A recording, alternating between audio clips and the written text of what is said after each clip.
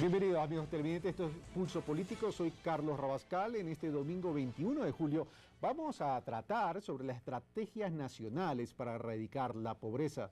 Recordemos que uno de los objetivos principales de cualquier nación debería ser disminuir, o mejor dicho, eliminar la inequidad en beneficio de sus ciudadanos, para que todos sus ciudadanos tengan oportunidades para el desarrollo de sus familias. Le damos la bienvenida a Pavel Muñoz, secretario de las Emplades, encargado. Muchas gracias por estar con nosotros para tratar un tema tremendamente importante y trascendente que debería ser del interés de todo el país. Javier Flores, amigo ya de casa, también muchas gracias por estar con nosotros. Y Juan Ponce, no te tenía desde hace tiempo, gracias por estar acá. Y bueno, y vamos a analizar. Seguramente, amigo televidente, usted habrá escuchado sobre el programa del Buen Vivir, el famoso Summa Causale. Veamos qué significa el Summa Causale.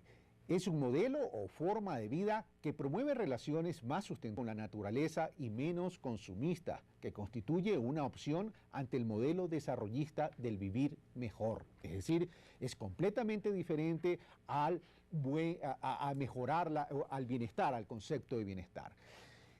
De acuerdo al Plan Nacional del Buen Vivir para el Ecuador en el 2009 y el 2013, los elementos que lo constituyen son los siguientes: la satisfacción de las necesidades, la calidad de vida, una muerte digna, amar y ser amado, ya me quitaron eso, el florecimiento saludable en armonía con la naturaleza, prolongación indefinida de las culturas, tiempo libre para la emancipación y ampliación de las libertades, capacidades y potencialidades.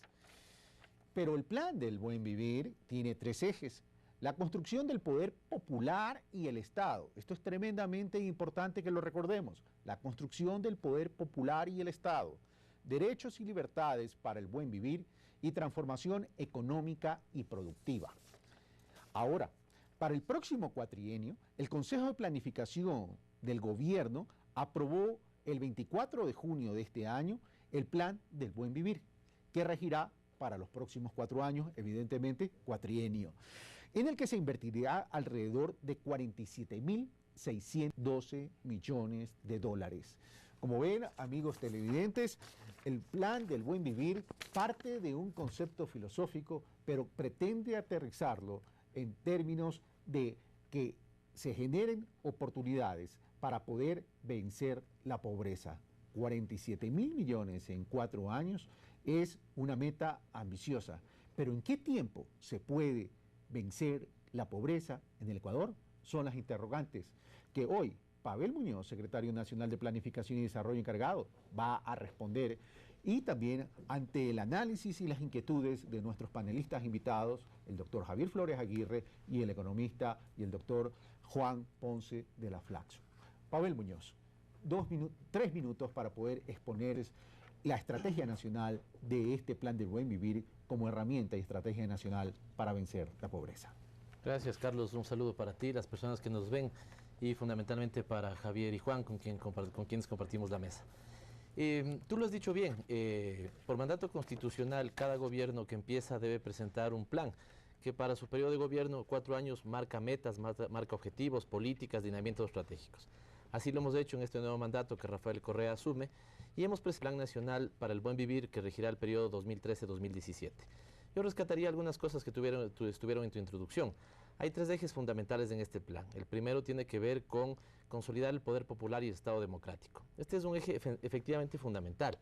Lo que hemos hecho en estos 6 años ha sido la recuperación del Estado, pasar de esa consigna neoliberal de que el Estado no sirve, de que tiene que ser un Estado mínimo, anoréxico, y que fue eliminada sus capacidades de planificación, de regulación, de control, fue recuperado. En estos 6 años hemos tenido autoridad pública y hemos legislado y pensado para el bien común, no solamente el bien privado, el bien de unos pocos, sino el bien de la ciudadanía entera.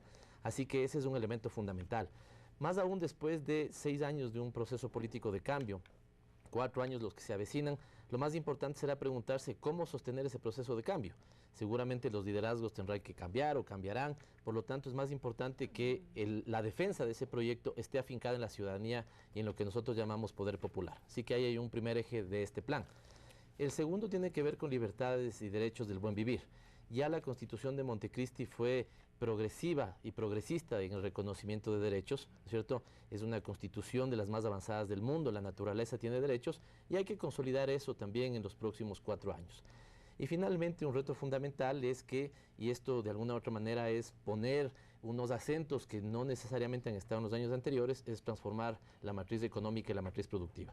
¿Qué implica esto? Salir de una economía dependiente de los bienes primarios, una economía que no ha sido generadora de valor agregado, una economía que yo siento no he encontrado todavía un sujeto, una burguesía nacional que decida transformar el país, ¿no es cierto?, que decida cambiar la matriz productiva, que decida ser más competitiva, productiva, son los retos fundamentales. Ahora, cerrando y, digamos, yendo a unos elementos concretos que tú has planteado para el tratamiento de hoy, hemos avanzado mucho entonces en planificación en los años anteriores. La gran pregunta es cómo hacer que ese plan incida más en la política pública. Cómo va a hacer que pase del deseo del buen vivir a los pasos concretos de ir alcanzando ese buen vivir.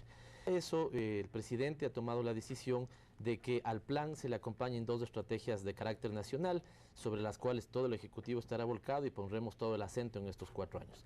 El primero, transformar la matriz productiva. Ya desde la época de campaña se dijo, Jorge Glass como vicepresidente liderará ese tema, ya lo ha hecho.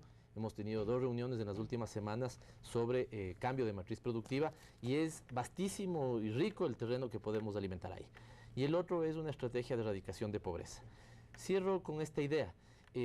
Tú señalabas cuándo podemos ver resultados. Yo creo que Juan, Javier, yo mismo iremos señalando resultados que en estos 6 años ya son tangibles. Ya hemos disminuido pobreza, ya hemos disminuido inequidad, ya hemos generado movilidad social. Pero el reto fundamental para el país es cómo transformar, cómo combinar, cómo juntar una matriz productiva que no será efectiva si no crea empleo, si no genera crecimiento, ¿no es cierto?, si no disminuye pobreza e inequidad. Y lo mismo, si nos planteamos la erradicación de pobreza, esto no puede ser, digamos, coyuntural. Esto tiene que ser estructural, por lo tanto, generar movilidad social y sostenibilidad en esa estrategia es fundamental. Así que ahí un pleno empleo de calidad es fundamental. Gracias, Pavel Muñoz. Ya vamos a ir ampliando todos estos elementos que has mencionado en esta primera intervención, pero comienzo con la parte política. Javier Flores. El Plan Nacional del Buen Vivir, y lo dijimos en la introducción, lo ratifica Pavel Muñoz, lo dice la Constitución, comienza hablando de la relación del poder popular y Estado.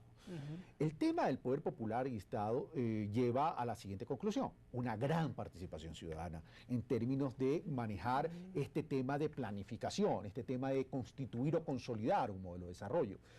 El proyecto político que planteó Rafael Correa en el año 2006, en la plena campaña, era un proyecto político que se sustentaba en un discurso y un mensaje directo. Esto es una revolución. Vamos a cambiar la manera de pensar los ecuatorianos y vamos a cambiar los ejes estructurales del país.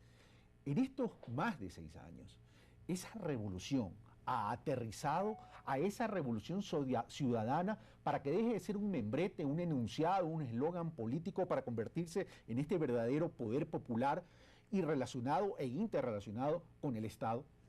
Hay 2 aristas allí. Una, la estrictamente política, que es la que originalmente formulaste en la pregunta, y otra cultural. En lo estrictamente político se han generado nuevas formas de poder en el territorio y eso es evidente. Hay una ruptura con la forma administrativa territorial anterior, se han creado nuevos espacios, como por ejemplo las regiones, que va a ser un tema que a futuro se va a implementar, o los circuitos y los distritos para una microplanificación. Esos son temas que son sumamente valiosos porque implican un cambio frente a la arbitrariedad o la anomia anterior. Eso es un cambio político, eso parte de una voluntad de hacer una nueva institucionalidad y de hacerla efectiva, además, porque una cosa es nuevamente hacer un enunciado y luego juzgar a partir de los frutos obtenidos en el proceso en que ese enunciado pasó a la práctica. Pero luego creo que lo clave y lo que es realmente revolucionario es lo cultural. Si tú logras cambiar la mentalidad tradicionalmente colonial que ha tenido el ecuatoriano en sus formas de económica, ciertamente habremos modificado el país a una forma distinta y mejor. Y yo parto de la base de un ejemplo concreto. A mí me llamó muchísimo la atención habrá sido unos 3, 4 años atrás, yo publicaba un blog en internet y encontré una carta al director de una señora que era una ama de casa. Y ella decía que envidiaba a su empleada, porque ella podía escuchar radio, ver la novela y eventualmente disfrutar de la vida de casa que ella no podía porque ella tenía que trabajar mucho fuera de su oficina. Obviamente estamos hablando de una persona que pensaba que pagarle el mínimo a la empleada ya era suficiente porque ella tenía estos otros beneficios adicionales. Y que ver novelas era un alimento intelectual. Y que supuestamente eso es una forma de, digamos, dentro de la lógica de ella, del buen vivir. Y lo que me lleva a pensar en esto realmente es que para mucha gente la idea de dignidad de otras personas no es la misma idea de dignidad que ellos aplicarían a sí mismos. Y esa asimetría fundamental que está en la base de las relaciones humanas en un país nacido de una matriz colonial, donde eventualmente la participación política estaba hasta hace muy poco circunscrita a escasos grupos de poder que peleaban a manera de facciones para ver quién ocupaba ese lugar y lo distribuía de mejor forma para sus amigos. Yo creo que pasar de un escenario en el cual se tiene esa lucha de facciones a una planificación con un objetivo de envolver a todos de manera participativa para cumplir ciertas metas en un plazo es un cambio fundamental, porque partimos de que hay una misma dignidad para intervenir en esa planificación, porque te estás tomando en serio al sujeto. Estás diciendo, tu opinión me resulta relevante para la construcción de lo que nos es común. Cuando en el otro lado, esta mentalidad reflejada en esta persona, por ejemplo, lo que decía era, esta persona debe conformarse con esto, porque sencillamente su dignidad no le da para más. Yo creo que esa romper la mentalidad de que el otro merece menos que uno, cuando rompamos esa mentalidad simétrica, habremos dado un cambio fundamental en la forma de relacionarnos. Gracias, Javier. Juan Ponce, ¿estamos rompiendo esas asimetrías? ¿Estamos avanzando en este buen vivir, en esta hoja de ruta, en este proceso de buen vivir que no puede ser de 4 o 8 años, sino que además debería ser permanente, por cierto? Pero ¿estamos avanzando en eso o todavía estamos en enunciados? Muchas gracias por la invitación, Carlos, y un saludo a los amigos de panel y a los amigos televidentes. Bueno, en términos de reducción de la pobreza, el Ecuador es uno de los países que más avances tiene en América Latina. Yo tengo aquí unas estimaciones que hice utilizando las definiciones del Banco Mundial, pobreza extrema, que es la típica definición de menos de $1 diario por persona. Pobreza moderada, que es la definición entre 1 y 4 dólares diarios por persona. Y lo que se encuentra es que durante la década del 2000 hay una reducción bastante pronunciada y muy importante. En el 2000, por ejemplo, la pobreza extrema era del 29%, 29,6%, es decir, 1 de cada 3 ecuatorianos tenía pobreza extrema, menos de $1 diario por persona. 1 de cada 3 es un indicador muy alarmante. Es muy alarmante, claro.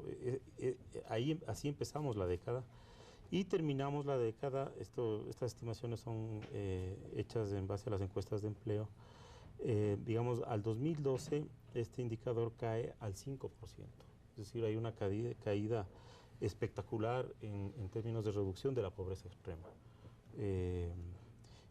Y algo similar pasa con pobreza moderada. Pobreza moderada, como ya les dije, son entre 1 y 4 dólares diarios. Teníamos el 51%. Es decir, eso es lo brutal. En el 2000, entre pobreza moderada, el 51%, y pobreza extrema, el 29%, teníamos el 80% de la población en condición de pobreza. En el año 2000. En el 2000. O sea, estamos hablando 13 años atrás. Exactamente. Inmediatamente después del feriado bancario. Claro. Inmediatamente, luego el feriado de cambiar y casi finalizando el siglo pasado. Y la pobreza moderada cae del 51 al 43%. También es una reducción bastante pronunciada. Es decir, ahora en el 2012, bueno, habrá que esperar los datos de la encuesta del 2013, pero con la última disponible del 2012 tendríamos entre pobreza extrema y pobreza moderada un 48% de la población. Hemos bajado de un 80% a un 48%. Es decir, hay una reducción importante, hay una reducción real. Esta es información objetiva, estos son datos objetivos que se utilizan calculando con el ingreso de las personas en las encuestas de empleo. Y lo mismo pasa en términos de desigualdad. En términos de desigualdad, Ecuador también se ubica en Perdón, Juan, antes de pasar por el tema de desigualdad, esta tendencia a la baja, tanto de la pobreza extrema como la pobreza moderada, ¿es una tendencia a la baja tanto en lo urbano como en lo rural? Sí. La tendencia se presenta en las dos. Si tú divides. ¿Pero dónde es más acelerado? Urbano y bueno, es más acelerado en la parte urbana, ¿no? Bueno, es lógico que sea más acelerado. Claro, en la parte urbana tú tenías, por ejemplo, en la pobreza extrema un 20% en el 2000 y cae al 2% en el 2012. Es decir, casi estamos por erradicar la pobreza extrema en la parte urbana. Pero ojo, estamos hablando de disminución de pobreza en términos de ingresos. De ingresos, Okay, $1 diario porque por persona. la pobreza no solamente se puede concentrar en términos de ingresos. Vamos al tema de la desigualdad. Claro, en el tema de la desigualdad igual hay una caída importante medida por el coeficiente de Gini, que es un índice que está entre 0 y 1. Mientras más avanza hacia 1 hay más concentración, mientras más avanza hacia 0 hay menos concentración. El nivel de concentración en el 2000 era de 0,5, un coeficiente de Gini entre los más altos de la región, de América Latina. Y ese coeficiente al 2012 cae a 0,46, es decir, tienes una reducción de aproximadamente 10 puntos en el coeficiente de Gini, que es importantísimo, ¿no? Es decir, en promedio reduces un punto el coeficiente de Gini por año en toda la década. Eso es una de las reducciones más importantes en América Latina. El tema de desigualdad incluye qué elementos para poderlo considerar que ha disminuido. ¿Solo el tema ingresos igual está también? medido por el ingreso, sí. Las dos mediciones, pobreza y desigualdad, se basan en el ingreso. Hay otras metodologías, otras unidades de bienestar, pero en todos los casos tú encuentras recurrentemente una reducción, es decir, una mejora. Correcto. Lo importante es que para poder vencer la pobreza tenemos que hablar de oportunidades de desarrollo humano, que es el famoso indicador de desarrollo de oportunidades de desarrollo humano. Pero veamos qué opina Marco Aníbal Navas en relación a este tema para luego ir donde el señor secretario de las EMPLADES. Veamos. El Ecuador, a partir del proceso de dolarización, ha atendido en ciertos parámetros a reducir la pobreza. Pero en el gobierno de Rafael Correa ya se institucionalizan políticas de Estado orientadas indudablemente a reducir pobreza y también a reducir inequidad. Reducir la relación entre el 10% más rico versus el 10% más pobre a 20 veces. Primer punto, reducir la incidencia de la pobreza por ingresos al 20%. Segundo punto, y reducir la extrema pobreza al 7%. Tercer punto, considero que por el impulso de inversión de 46.612 millones que está dentro del Nacional de Inversiones 23 y 27, sí es factible. Indudablemente que sí. Pero la matriz productiva lo que generará será un proceso de construcción de bases en estos 4 años y que lógicamente veremos los resultados de cambio de matriz productiva a por lo menos 1 o 2 décadas y que se consolidará, a mi punto de vista, a partir del 2025 al 2030, en el cual no solo el Ecuador, sino Latinoamérica, según proyecciones del Banco Interamericano de Desarrollo, reducirá completamente la pobreza y reducirá completamente la indigencia. Y lógicamente hay que considerar que toda Latinoamérica está tendiendo a ser una zona de clase media. En consecuencia, usted puede notar que lógicamente hay la potencialidad suficiente para solventar eso, pero el reto del país ya está dado no solamente en políticas de Estado construidas en este régimen, porque eso sí hay que reconocerlo, es una política de Estado la reducción de pobreza, es una política de Estado la inclusión, es una política de Estado absolutamente la economía popular y solidaria, pero también hay que dejar claro que la matriz productiva, que ha sido una matriz generada desde la colonia, con el boom cacaotero, con el boom bananero, con el boom petrolero, que tiene, recalco, cientos de años de generación y que ha dado paso a este modelo frágil, modelo débil, modelo excluyente, modelo que ha generado pobreza, exclusión y concentración de riqueza, para cambiar absolutamente todo ello y pasar a ser o a generar una matriz productiva en base a valor agregado, uso intensivo de tecnología, generación de mejoramiento de la calidad de vida, sí nos llevará por lo menos 10, 15 o hasta 20 años.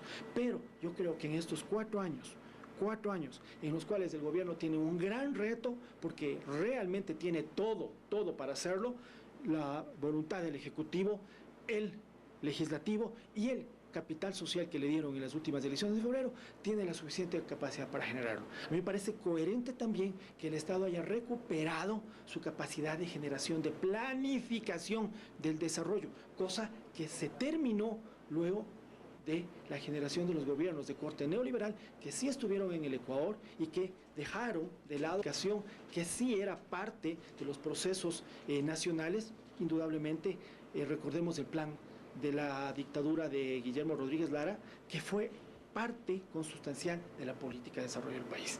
Entonces, hay que dejar bien claro que ya no hay un manejo de la pobreza, si cabe el término bastante dejado de lado, sino son políticas de Estado y que esas se van a seguir consolidando tanto por factores exógenos al Ecuador, como es indudablemente el momento que está viviendo el latinoamericano, cuanto a factores endógenos propios de este proceso que está viviendo el Ecuador con el gobierno de la Revolución Ciudadana y estos años de la presidencia del economista Rafael Correa Delgado. Gracias, Marco Aníbal Vela, perdón. Voy donde... Marco Aníbal Navas, perdón, gracias Gustavo, disculpen el lapsus. Voy donde el señor secretario nacional de Planificación. A ver, dudar de que existe una disminución de la inequidad, de que existe una disminución de la pobreza sería un absurdo porque propios y extraños lo reconocen la oposición política, lo reconoce el Banco Central, lo reconoce la propia CEPAL, lo reconoce el Banco Mundial, lo reconoce el Banco Interamericano de Desarrollo, lo reconoce todo el mundo. Pero el tema no está ahí, el tema es en qué tiempo podemos vencer la pobreza. Se habla pues entonces de que esta estrategia nacional del buen vivir se sustenta en la estrategia nacional para la erradicación de la pobreza, la estrategia nacional para la transformación de la matriz productiva y un elemento transversal que es el eje de talento humano. Ahora bien, ¿cuánto tenemos que invertir en términos de infraestructura y en términos de oportunidades de desarrollo, Pavel Muñoz, para poder vencer la pobreza, considerando que la pobreza se la puede medir en términos de ingresos, sino en términos de generar acceso a oportunidades de desarrollo humano, y ahí entra el tema educativo, entra el tema de salud? Solo retomar dos cosas, lo decía Juan, lo decía Marco, y lo dicen los indicadores. Es incontrastable lo que el gobierno ha logrado en disminuir pobreza y en mejorar igualdad. Con un tema importante, hay muchos países que han reducido pobreza, pero el caso de Ecuador es único y exitoso porque ha hecho las dos cosas al mismo tiempo. Es decir, distancia entre ricos y pobres ha disminuido, cuán pobres son los pobres ha disminuido, ¿cierto? Hemos tenido movilidad social, el mismo BAN tiene un estudio y el Banco Mundial dice 51 de cada 100 ecuatorianos ha ascendido socialmente. Esto ha significado que 30 de esos 51, ¿no es cierto?, ha pasado de la condición de pobreza a la condición de vulnerabilidad. Como decía Juan, esa se expresa alrededor de los $4. ¿Estamos hablando que la clase media del Ecuador representa entre un 40 y un 44%? Estamos hablando, sí, y estamos hablando de que el Ecuador, respecto a su crecimiento, es el país que más movilidad social ha generado. Porque los otros 21 de cada 100 ecuatorianos se han movido de ser en este segmento vulnerable, es decir, de una suerte de ingresos de $4 diarios, a clase media. Y el Banco Mundial maneja ahí de tener entre 10 y $50 diarios, ¿no? Este es un elemento fundamental porque el crecimiento que hemos tenido en estos años entonces ha ido a disminuir pobreza y a mejorar igualdad. Hay países que han sido exitosos solo disminuyendo pobreza, pero aumentando desigualdad. Ok, pero volvemos al tema, Pavel. Es decir, hemos disminuido pobreza y hemos disminuido desigualdad en términos de ingresos. Ahora vamos en términos de desarrollo. O sea, no solamente veamos crecimientos económicos ni de disminución en términos de ingreso de la pobreza y la desigualdad, sino en términos de desarrollo, porque yo aspiro que todo el mundo tenga educación, que todo el mundo tenga salud, que todo el mundo pueda progresar. Y hay algunos datos, Carlos, para ti, la ciudadanía. El presidente lo decía hace poco sobre algunos ejemplos, ¿no es cierto? El hecho de entregar bono no es un combate a la pobreza, ¿no? Eso lo tenemos todos claro, eso es una herramienta, es un aliciente. El hecho de que un joven, hijo de un hombre que recibe el bono, acceda a una beca que le permita ir a la mejor universidad del mundo, ese es un tema fundamental, porque ahí estamos rompiendo pobreza y estamos rompiendo una cosa fundamental, el ciclo generacional de la pobreza. Significa que los hijos de ese joven ya no nacerán en un hogar pobre. Entonces, este es un cambio estructural para el país de los próximos 4 años. Ese es un elemento. El otro, en términos de desarrollo, efectivamente nos hemos referido a pobreza medida por ingresos. Hay una pobreza que no ha bajado como hubiéramos querido, pero que en el plan, tú lo has señalado, nos hemos planteado como plan erradicarla, y es la pobreza por necesidades básicas insatisfechas. Es esa donde hay una altísima responsabilidad de los municipios, porque dentro de ese indicador, además de salud, también está el agua potable, también está el alcantarillado. Ahí el gobierno está destinando para los próximos años un programa de $4.000 millones. El BEDE vía crédito destinará esto a los municipios y buscamos que esto sea aplicado en agua potable y saneamiento. Eso nos permitirá plantearnos como meta que de aquí a 4 años, al 2017, habremos erradicado la pobreza por necesidades básicas insatisfechas. Y la otra que señalabas tú, que es una meta también en el plan, cuando el presidente revisó el plan nos pidió una sola cosa: ser más agresivos en algunas metas, ser más revolucionarios en algunas metas. Y esta tiene que ver con que al 2017 nos estamos comprometiendo con el país en erradicar la pobreza extrema por ingresos, ¿no? Así que voy con un dato final. La pregunta más que cuánto más debemos invertir es cuánto mejor debemos invertir. En este momento el Estado ecuatoriano destina alrededor de 5.000 millones de dólares a programas que tienen relación con disminución de la pobreza. Esto es aproximadamente el 7% del PIB. Y ya es un monto importante. El gran reto está en la gestión y de ahí la estrategia. La estrategia no es plantearnos los qués, la estrategia es plantearnos los cómo. Y ahí es ir a territorios, lo decía Javier, efectivamente, ¿no? Creo que una piedra angular del nuevo plan es el tema territorial. El buen vivir no se va a hacer sino efectivo en todos los cantones del país, en todas las parroquias del país, en todos los distritos y circuitos, y eso es garantizando derechos, servicios sociales, salud, educación, agua potable. Hacia allá apuntan que salud, educación, inclusión social y seguridad trabajen juntos alcanzando ese desarrollo. Gracias, Pavel. Voy donde Javier. A ver, se ha reivindicado la planificación y eso tampoco está en discusión, pero ¿qué tan complejo es pasar de la planificación, que evidentemente se la ha reivindicado, se la ha recuperado, etcétera, etcétera, a la operatividad de todo? No todo puede ser color de rosa, Javier.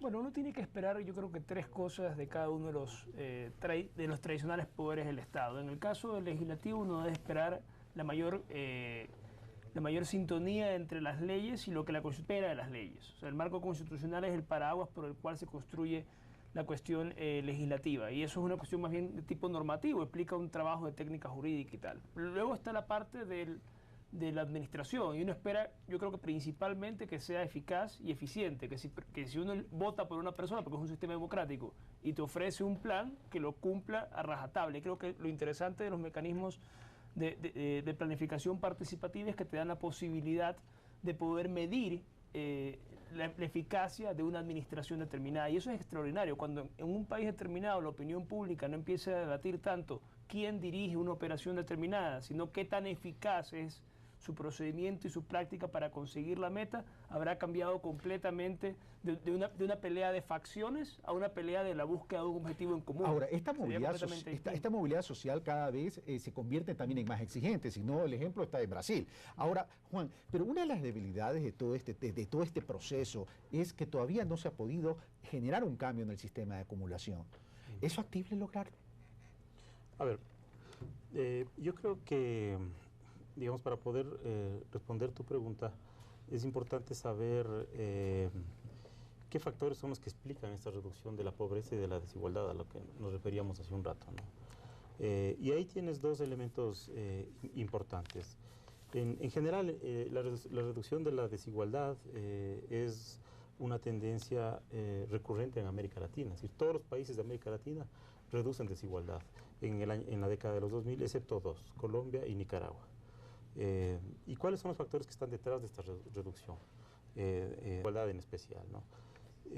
Por un lado, la generación de empleo de calidad, y por otro lado, una política social, la política pública, expresada en acceso a educación, salud y transferencias monetarias, básicamente, ¿no? Subsidios a los pobres.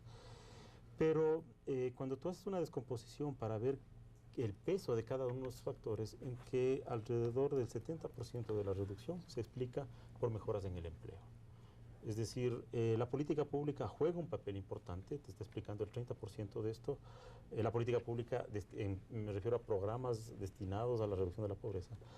Pero hay una política mucho más importante, mucho más gravitante, que es contar con empleo de calidad. Entonces, este análisis te conecta con lo que tú preguntabas, es decir, cómo logramos una transformación en la matriz productiva que a su vez continúe generando y mejore la posibilidad de generar empleo de calidad. Eso es lo clave y ahí entiendo yo la lógica de estas 2 estrategias a las que hacía referencia Pavel, ¿no?, hace un rato, o sea, el cambio en la matriz productiva y la erradicación de la pobreza. El vínculo que les articula es la generación de empleo de calidad. Tú tienes que tener un cambio en la matriz productiva que genere valor, que incorpore tecnología, pero que en últimas genere empleo de calidad y eso va a permitir que tenga los niveles de reducción de pobreza y de desigualdad. Bueno, ya vamos a hablar, el tema es a cuánto debería crecer el Ecuador de forma sostenida para lograr todos estos temas. Vamos a hacer una pausa y vamos a hablar sobre este empleo de calidad, porque si bien la pobreza ha disminuido y el desempleo ha disminuido, ojo, últimamente en estos últimos indicadores que nos arrojan también las cifras oficiales, el empleo pleno también ha disminuido. Volvemos luego de la pausa.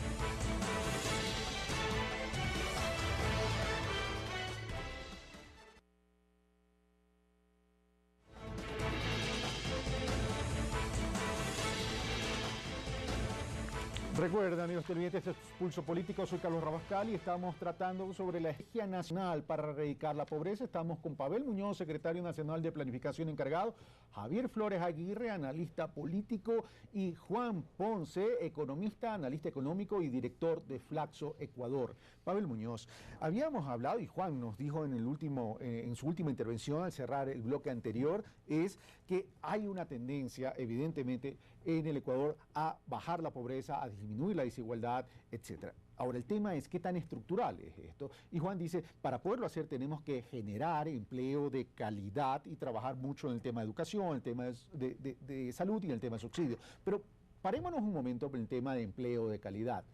El desempleo, creo que a esta cámara voy a señalar, ha sido un poco zigzagueante. En 2007 estaba en 8.8, bajó en el 2008 a 6.0, sí, marcó una tendencia de crecimiento hasta el 2009 de 8.4 y comenzó a bajar hasta ubicarlo en diciembre del 2011.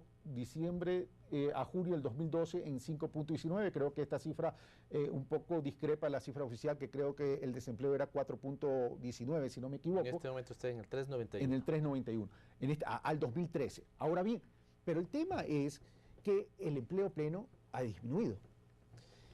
Carlos, cuando se manejan los datos, digamos, las series, y estas series tienen a ratos unos picos, lo mejor, no siempre esos picos son estadísticamente representativos. A veces puedo tener una caída del 40 al 41, de una subida del 40 al 41, o caer del 41 al 39. Hay que ver, ¿no es cierto?, si es que eso es estadísticamente significativo. Por eso siempre se comparan fundamentalmente el junio 2012 con el junio 2013.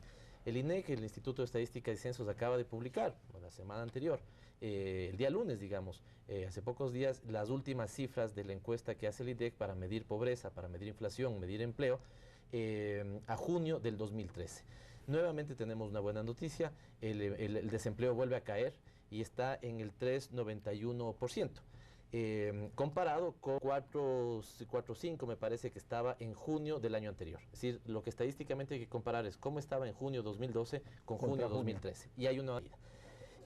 Estructuralmente aquí yo tengo también un gráfico, si la cámara me ayuda, ¿no es cierto?, para ver cómo es estructuralmente.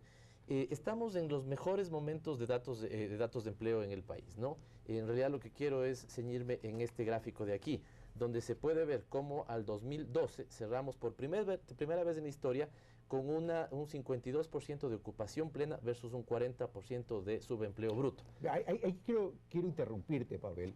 El tema de la ocupación plena. Muchos hablan que este indicador ha mejorado porque el PEA, la población económicamente activa, ha disminuido en términos de años anteriores. Y si disminuye el PEA, evidentemente va a mejorar el indicador de ocupación plena. Hay esa crítica o esa observación ante estas cifras. En este momento, por ponerte un ejemplo, ¿cierto?, hemos tenido una caída de ocupación plena y por lo tanto incluso un pequeño aumento, ¿no es cierto?, de pobreza en la ciudad de Guayaquil. ¿Qué es lo que ha pasado en la ciudad de Guayaquil? Tiene mucho que ver con el subempleo, ¿no es cierto? ¿Ya? No significa que hay gente que ha perdido el empleo. Significa que hay gente empleada en el sector informal que está ganando menos del salario básico unificado, ¿ya? Eso también se suele conocer como una subocupación por ingresos. Entonces, no necesariamente esto significa que la gente ha perdido empleo. Vuelvo a insistir, tenemos el 3,91%, ya es lo que se llama incluso una tasa natural. Para que la gente entienda, yo voy a donde Javier y le digo, Javier, ¿tú buscaste empleo, estás trabajando? No. ¿Buscaste empleo la semana anterior? No. Javier aparece como desempleado. pero no porque tenga una carencia o lo que fuera, significa que Javier dejó su último empleo hace 15 días y decidió no trabajar las próximas 3 semanas. Javier ya aparece como un desempleado, ¿no es cierto?, pero es un desempleado natural. Es decir, nunca vamos a encontrar una sociedad que tenga tasa de desempleo cero. Lo que tenemos es una tasa que estadísticamente se llama natural y Ecuador ha llegado a esa tasa. Esto es muy importante y solo entonces agrego para saber que es un mejoramiento estructural de las condiciones de empleo, que tenemos el desempleo más bajo de la historia, que por primera vez el empleo urbano, el pleno empleo urbano se ha puesto por encima del subempleo, que de la gente que está plenamente empleada, el 70% está en seguridad social. Nosotros en el año 2007 empezamos el gobierno con el 50% en seguridad social, hoy el 70% está en seguridad social, y estas son evidentemente muestras, y hay un dato fundamental. El salario básico unificado está cubriendo el 97% de la canasta básica, ¿no? Esos son elementos que apuntan a que las mejorías son estructurales. Pero hay focos que se prenden y que llaman la atención. Y voy donde Juan, me salto a Javier porque Javier es abogado, no es economista, y seguramente si le planteo esa pregunta me va a mirar con malos ojos. Pero Juan, si el empleo pleno disminuye, y fundamentalmente en Guayaquil, en la ciudad de Guayaquil, hay que preguntarse la causa.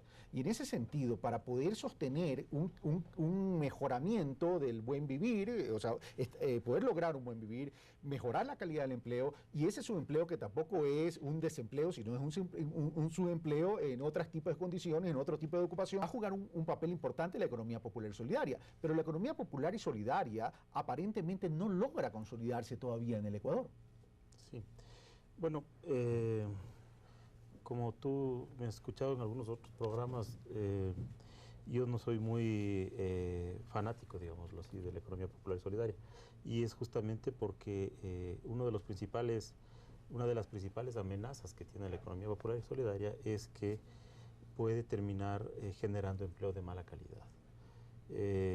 Y de pronto eso puede trabajar en contra de una estrategia de desarrollo alternativo. Es decir, lo que puedes terminar haciendo es generar microemprendimientos populares, pero que no logran consolidar un sector de alta calidad de empleo, que es el sector moderno de la economía. Entonces, el papel de la economía popular y solidaria es importante siempre y cuando, de nuevo, genere empleo de calidad.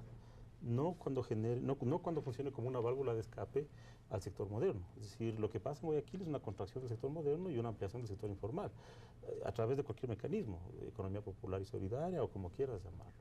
Pero ese es empleo de mala calidad. O sea, lo que tienes es que todo lo que cae en ocupación plena aumenta en subempleo.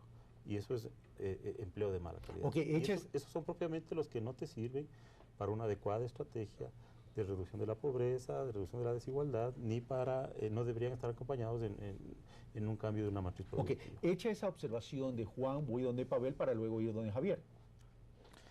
Es cierto que el reto de la economía popular y solidaria es cambiar, no caer en empleos de mala calidad. Y para eso lo que hay que romper es un principio epistémico, un principio conceptual. Siempre se ha pensado, y el país lastimosamente ha cometido también este defecto, de creer que la economía popular y solidaria es de pobres para pobres. Y cuando se cree eso, generalmente se trabaja así. Hay defensores de la economía popular y solidaria que siempre han pensado en la economía de lo chiquito, en la economía donde no puede haber acumulación, en la economía donde no puede haber crecimiento, y ese es un error tremendo. La economía popular y solidaria debe tender incluso hacia los elementos modernos. La economía popular y solidaria debe ser de crecimiento, de progreso, ¿no es cierto? Y la economía popular y solidaria fundamentalmente debería transversalizar sus principios, porque también podemos tener, digamos, una economía empresarial con principios solidarios, con principios asociativos. Ahí está en cómo redistribuyes las utilidades, ahí el quid está en cómo te planteas, digamos, los principios de solidaridad, ahí el tema está en si pagas o no pagas adecuadamente, no solamente el salario mínimo, sino el salario digno, una cosa que yo creo que es de lo más revolucionario que hemos propuesto en el gobierno estos 6 años. Entonces, creo que hay que romper un principio epistémico y político.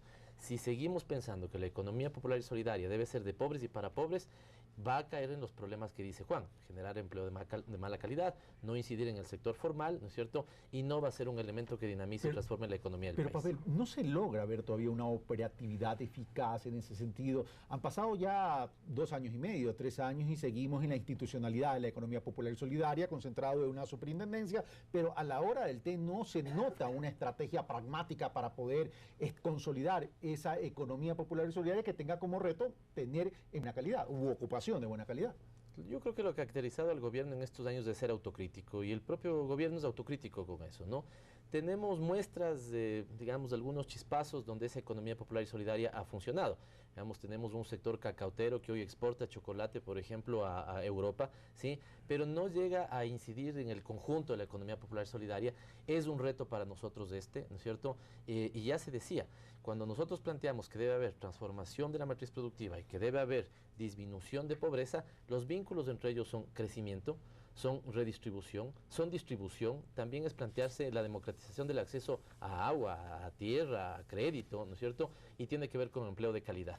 Si ahí se engarza adecuadamente la economía popular y solidaria, si la economía popular y solidaria no es un, digamos, fetiche, ¿no es cierto?, una cosa ahí, un eslogan, sino que efectivamente puede, digamos, incidir en el cambio de matriz productiva, vamos a alcanzar lo que plantea la Constitución, que no es solamente una economía popular y solidaria, es que el sistema económico sea social y solidario. Ok, voy donde Javier. Ahora, uno de los ejes del buen vivir es la transformación económica y productiva. No te asustes que no te voy a preguntar nada de economía, pero evidentemente la vida del Ecuador va más allá de Guayaquil y Quito. Entonces, en este sentido, la redistribución de la riqueza tiene que jugar un papel importante bajo una óptica nacional. ¿Tú ves en todo este modelo que ha querido implementar el gobierno nacional ya una redistribución, una equidad en la redistribución de los recursos a nivel de todas las provincias, a nivel de todos los cantones? Bueno, eso es el reto de la planificación, ¿no? Planificar de manera equitativa el desarrollo del país en el territorio. Y es un reto tomar en cuenta otros tantos factores, lo intergeneracional, lo de género, por ejemplo, que son temas que si uno los ve ya con un mayor detalle, pues registran problemas estructurales en los cuales hay comportamientos culturales que son los que le dan base a que se piense que una persona puede tratar a otra en peores condiciones que las que merece de acuerdo con la ley, que era típicamente el caso de las empleadas domésticas que ponía en el ejemplo original. Pero yo sí creo que hay una posibilidad para un país de desarrollar una sinergia conjunta. El punto es que Ecuador ha sido tradicionalmente, y hay estudios de cultura política comparada a nivel de América Latina, que nos dicen que es uno de los países con el menor nivel de confianza interpersonal y que la mayoría de núcleos de relación del ecuatoriano promedio no son núcleos asociativos, sino los básicos, familiares y religiosos en otros casos, que no son, pues, que atienden a un tema de producción específicamente. Entonces yo creo que cuando logremos generar una confianza en el Ecuador, mira, para mí el ejemplo más hermoso de esto, me pasó leyendo un periódico de otro país, cuando Alemania estaba en crisis, los empresarios alemanes le dijeron al gobierno, nosotros vamos a pagar más impuestos para que haya más circulante y podamos salir adelante en este momento difícil que tiene Alemania. Eso pasó el año 2010. Cuando tengas un empresariado con esa mentalidad, habrás dado pasos del viejo empresariado que trataba de desmantelar llevarse la parte más jugosa del pastel a su grupo, a un Estado que piensa en un objetivo común, que tiene un propósito, que sea básicamente tratar a todos con la misma dignidad, que todos tengan la misma posibilidad de desarrollarse en lo personal y que eso ya quede al arbitrio de cada uno ver hasta qué tan lejos quiera llegar con sus sueños. Pero la base común para poder ejercer esa libertad son las condiciones económicas y sociales en las cuales se desarrolla esa libertad. Eso el liberalismo a ultranza no lo entiende, porque básicamente termina defendiendo el poder de quien puede ejercer la libertad. Hay una hermosa viñeta del Roto, que es un caricaturista español en que ponía unos grandes zapatos del empresariado con un obrero chiquitito y con el mensaje que decía, ahora sí negociemos. Nunca iba a llenar los zapatos. Nunca vas a llegar en igualdad de condiciones, siempre te va a aplastar el que tiene la bota gigantesca. Okay, pero en este empoderamiento para lograr todos estos cambios, no solamente es el empresariado, hay una corresponsabilidad del Estado a través del gobierno central, de sus ciudadanos, de sus sectores productivos, etcétera, etcétera, de los trabajadores, pero también falta un actor que es importante, los gobiernos seccionales. Por supuesto, pero es que es una sinergia. En realidad, si tú te tomas el concepto del buen vivir en serio, tienes que partir de que es un concepto de la relacionalidad de todo. Ningún factor puede estar excluido. Tienes que buscar que haya una sinergia entre todos los actores de una comunidad determinada. Es una idea comunitarista, es como las ideas africanas de Mandela, que está tan de moda porque aparentemente va a fallecer en cualquiera de estos días. Esperemos que no hasta antes de que se vea el programa y no tengamos que darle la mala pata a Madiba. En todo caso, hoy que estamos grabando está cumpliendo 95 años. Hoy está cumpliendo 95 años y feliz cumpleaños para él. Pero básicamente la idea de Mandela es el Ubuntu. Uno es uno cuando está entre los otros. Es una idea profundamente comunitaria donde el bienestar de uno está cifrado en el hecho de que la comunidad en la cual él se desenvuelve también viva igual de bien que esa persona. Y eso para mí es una filosofía comunitaria que está en los pueblos ancestrales de los países periféricos, típicamente la región andina tiene ese concepto que es el summa causai, o el ubuntu en el caso sudafricano, pero son ideas que son sumamente valiosas porque al final lo que te dice es no puedes excluir a alguien a priori, y menos por las razones por las cuales tradicionalmente el pensamiento occidental ha excluido a las personas, por razones de género o de raza, o incluso antes de religión. Gracias, Javier. Bueno, vamos a ver qué opina el catedrático en economía Pablo Zambrano sobre este tema del buen vivir. Ahora bien, en estos próximos años se prevé que el crecimiento decaiga un poco hasta llegar a ser alrededor del 4%, que todavía sería un interesante crecimiento. Lo que nos ha preocupado a algunas personas entendidas de economía es el tema de la proforma presupuestaria, porque para este año se prevé un déficit de alrededor del 6% del Producto Interno Bruto, que si bien es manejable todavía, de todas maneras sí enciende las alarmas para que el sector público deje de ser el motor de la economía en esta segunda etapa de gobierno y más bien se trate de captar inversión privada, tanto nacional como extranjera, que me parece que eso ayudaría para que la economía se fortalezca más. Eso sí, sin dejar de lado de que han existido importantes proyectos de inversión que están en carpeta, como las hidroeléctricas o la misma refinería del Pacífico, que esperamos que se concreten y con eso el Ecuador va a dejar de importar derivados que obviamente cuestan muchísimo, como por ejemplo el diésel, cuyo subsidio en el año 2012 representó alrededor de 1.600 millones de dólares. Y esa también sería una pequeña recomendación que me permito hacerle al gobierno en el sentido de que tratemos de reducir los subsidios a los combustibles en una primera etapa en un 20% para en 5 años ya terminar ya los subsidios, porque nos están causando bastantes problemas en el área fiscal y financiera al país. Gracias a Pablo Zambrano. Bueno, Pablo Zambrano ya menciona un tema, que el déficit presupuestario es del 6% en relación al PIB. Él dice, todavía es manejable, pero un déficit por encima de un 5%, dicen los técnicos que un déficit debería estar en el orden entre el 4 y el 5%, por encima del 5% ya es preocupante. ¿Esto no se podría constituir en una amenaza para este plan del buen vivir? Quisiera en este segmento referirme a 3 cositas breves para poder hacer las 3. La una es que yo añadiría una cosa, lo de Pablo. Efectivamente, nuestra proyección de crecimiento para este año es de 4.1%, cuando hay países que no están creciendo, porque la crisis continúa, digamos, y los coletazos aún están presentes, ¿no? El país fue de los que menos se afectó en el 2008-2009 con la profunda crisis del capitalismo, así que tener una estimación de crecimiento del 4% en un contexto todavía débil es una buena proyección, ¿no? El segundo es que el déficit al que habla Pablo, habría que a la ciudadanía también mostrarle bien y que no se malentienda ni se asuste. El que tengamos un déficit para el próximo, o el que exista un déficit, generalmente cualquier gobierno puede tener un déficit, no significa que vamos a tener plata, que no vamos a tener plata. Lo que significa es cuántas de nuestras inversiones va a ser financiada con crédito externo. Así que es lo que le pasa a cualquier familia. Si yo quiero comprar mañana una casa o quiero comprarme, ¿no es cierto?, un carro, voy a recurrir a un crédito y me estoy generando un déficit. Así que yo ahí no me preocuparía como que este fuera un elemento estructural de la economía ecuatoriana. Suele ser incluso una argucia contable generada por algunos economistas. Entonces, para mí ese no es el problema. Incluso si comparamos el tema de nuestra relación de endeudamiento con el PIB, el Código de Planificación plantea que podemos llegar hasta el 40%. Y hoy todavía nosotros tenemos una relación deuda-PIB que está en el 24%. Está en el 24%, pero está excluido el tema del crédito, de los créditos chinos ahí en esa contabilidad, en ese registro. Y deberemos todavía tener el financiamiento que viene para la refinería del Pacífico, que se pondrá un importante financiamiento, pero lo que estamos es también financiando el proyecto más importante en la historia del país. Entonces yo no confundiría que la economía ecuatoriana tenga problemas estructurales con lo que son indicadores más contables. Pero el último que señaló Pablo, y juntaría con lo de Javier, me da para una cosa que no quisiera que quede en el tapete, justamente porque estamos hablando de buen vivir. Y el buen vivir no solamente es una nueva y mejor forma de producir, debe también ser una nueva y mejor forma de consumir. En este momento en el Ecuador tenemos las tasas más bajas de electricidad, las tasas más bajas de agua. Hemos mostrado en estas intervenciones anteriores cómo hemos crecido, cómo hay movilidad, pero lo que no podemos caer es en el fenómeno del nuevo rico, ¿no? esto de tener un comportamiento dilipendioso, esto de creer que mejor persona es la que más tiene y la que más acumula, ¿no es cierto? Son los errores que cometió el capitalismo, ¿no es cierto? Y son los errores que han cometido las sociedades guiadas por el capitalismo. El buen vivir, me gustaba la referencia de Javier, ¿no es cierto? Hace referencia a plenitud, hace referencia a armonía, es un ideal movilizador y es una utopía que también se preocupa de estas cosas. Cuando nosotros nos planteamos el socialismo del buen vivir, también nos planteamos una cosa de modular un poco la demanda.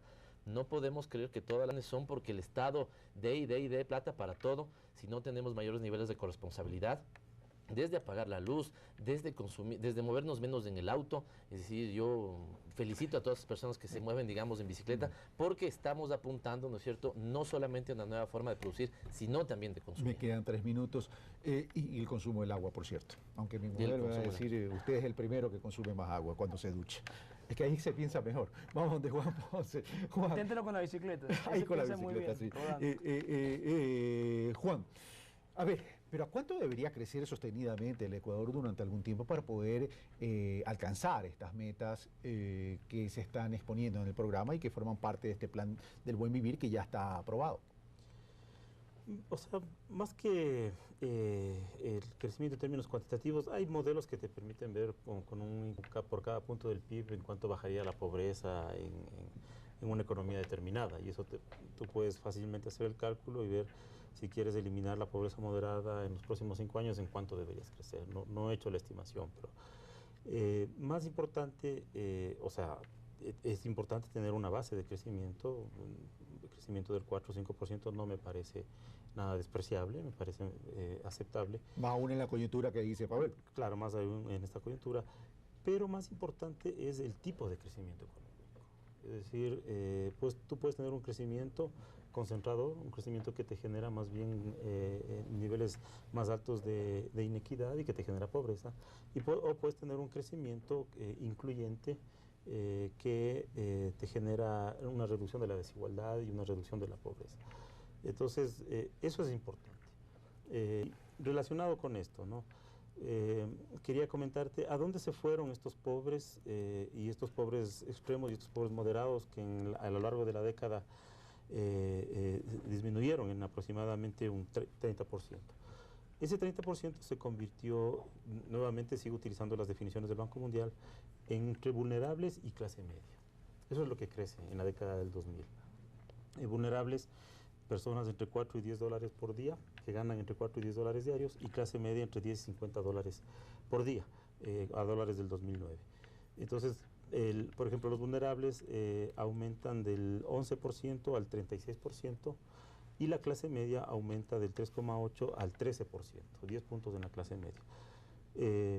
Y eso es lo importante, una política pública que quiere, lo ideal sería que nuevamente tengamos otro salto y que estos vulnerables pasen a la clase media. Eso es una sociedad de clase media, es lo ideal. Pero ahí lo más importante en términos de política pública ya no es la política social, digamos, de transferencias ni nada de eso, sino se vuelve cada vez más necesario y más importante el tema de la generación de empleo de calidad. ¿Y esa generación de empleo puede ser sostenible en el país, considerando la coyuntura en el mundo, Pavel Muñoz? Y por otro lado, no hemos hablado del eje transversal de talento humano entre la Estrategia Nacional para Vencer la Pobreza y la Estrategia de Matriz Productiva, del cambio de matriz productiva. Me queda un minuto, Pavel Muñoz. Rapidísimo. Tiene que ser sostenible y debemos generar empleo de calidad, como decía Juan. Lo segundo que quisiera decir es... la CEPAL reconoce que somos de los 3 países que más ha disminuido pobreza y que más ha disminuido desigualdad. Naciones Unidas, con el Índice de Desarrollo Humano, dice que el país está entre los 3 que escalonó 10 peldaños, ¿no es cierto?, de manera más rápida. Y el Banco Mundial dice que somos el país que más clase media ha generado, ¿no? Tú decías, eso es incontrastable, sin embargo, todavía tenemos un puñado muy pequeño de despistados que no lo reconocen así. ¿Cómo conectar el tema de investigación, ciencia y tecnología? Yo ahí diría lo que ya ha dicho fundamentalmente el presidente. Nuestro planteamiento para el país es sentar las bases estructurales para utilizar el extractivismo para salir del extractivismo.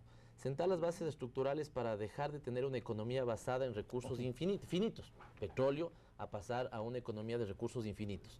Las ideas, la creatividad, la ciencia, el conocimiento de los ecuatorianos y las ecuatorianas. Pablo Muñoz, muchas gracias. Javier Flores, muchas gracias. Juan Ponce, muchas gracias. Semplades, planificamos el Ecuador del buen vivir.